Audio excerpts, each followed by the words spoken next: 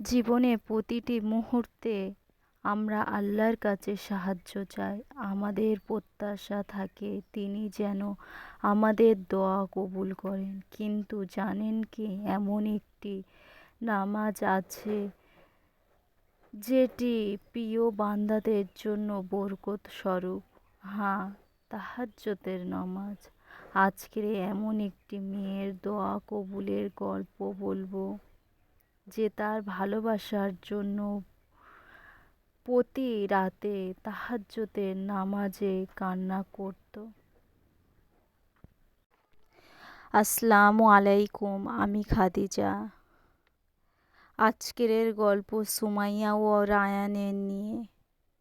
সুমাইয়ার জীবনে এখন খুবই কষ্টের মধ্যে দিয়ে যাচ্ছে। রায়ানকে সে মন থেকে ভালোবাসতো, কিন্তু কিছু ভুল বোঝাবুঝির কারণে তাদের সম্পর্ক ভেঙে গেছে।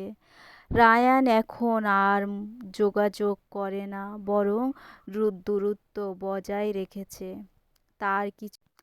তার কিছুদিন পর থেকে রমজান মাস শুরু হয়েছে। সুমাইয়া মা দাদিদের কাছ থেকে শুনেছে রমজান মাসের, বিশেষ করে রাতে তাহাজ্জুদের সময় করা দোয়া কখনোই বৃথা যায় না। তাই সে প্রতিদিন রোজা রেখে গভীর রাতে আল্লাহর দরবারে সিজদায় পড়ে কাঁদত। এক রাতে সিজদায় গিয়ে সে কান্নায় ভেঙে পড়ল।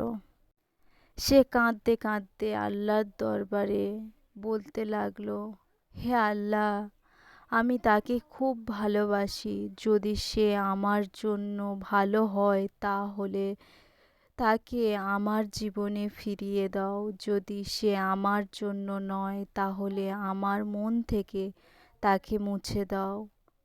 আমাকে শান্তি দাও।